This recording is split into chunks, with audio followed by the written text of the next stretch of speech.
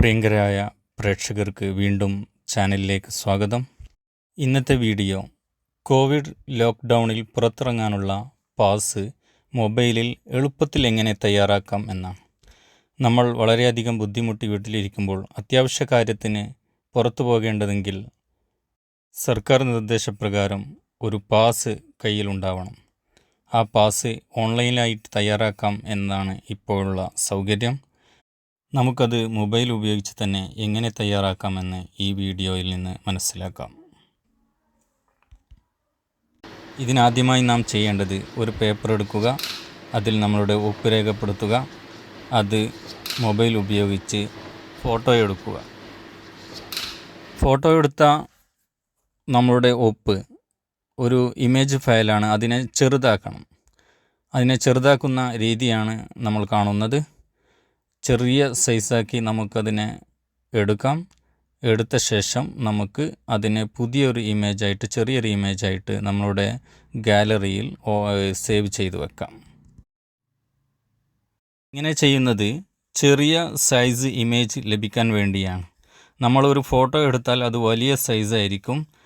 മറിച്ച് വലിയ ഈ ഫോട്ടോയെ റീസൈസ് ചെയ്യുമ്പോൾ അത് ചെറിയ MBയിലേക്ക് മാറി ചെറിയ ഒരു ഫയലായിത്തീരും. റീസൈസ് ചെയ്ത ഫയൽ സേവ് ചെയ്ത് നമ്മൾ ഗാലറിയിൽ തന്നെ സേവ് ആയിട്ടുണ്ട്. ഇനി നാം ചെയ്യേണ്ടത് ഈ പാസ് അല്ലെങ്കിൽ ഈ curfew pass, Kerala be safe pass എന്നൊക്കെ നമ്മൾ ഗൂഗിളിൽ അടിച്ചു കൊടുത്താൽ നമുക്കൊരു ലിങ്ക് ലഭിക്കും. ആ ലിങ്കിൽ പോയിട്ട് നമ്മളുടെ ഡാറ്റകൾ എൻ്റർ ചെയ്യുകയാണ് വേണ്ടത്.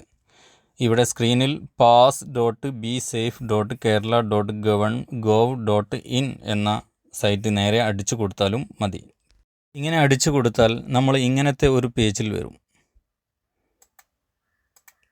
നമ്മൾ പേരടിച്ചു കൊടുക്കുന്നു, പിന്നീട് നമ്മുടെ അഡ്രസ്സ്, പൂർണ്ണ അഡ്രസ്സ് അടിച്ചു കൊടുക്കുന്നു. Address പൂർണ്ണമായിരിക്കണം.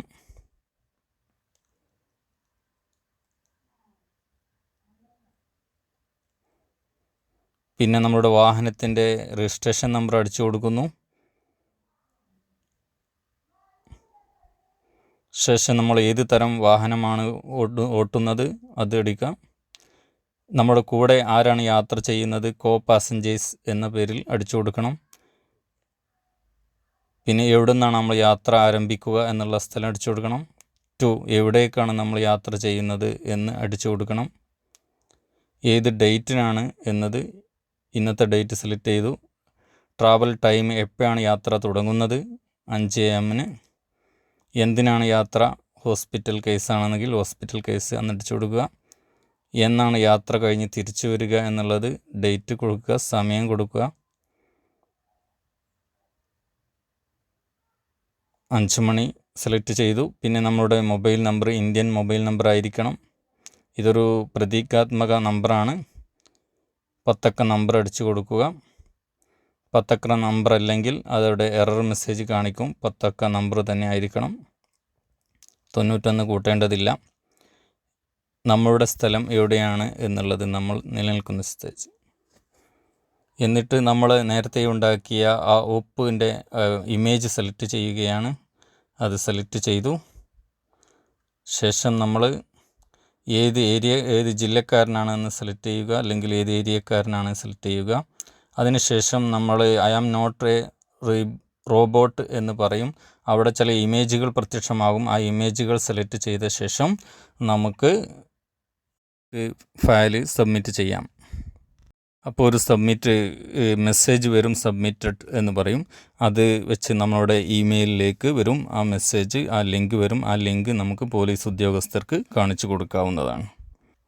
Thank you for watching. Subscribe ചെയ്യുക, ലൈക്ക് ചെയ്യുക, കമൻറ്റുകൾ അറിയിക്കുക.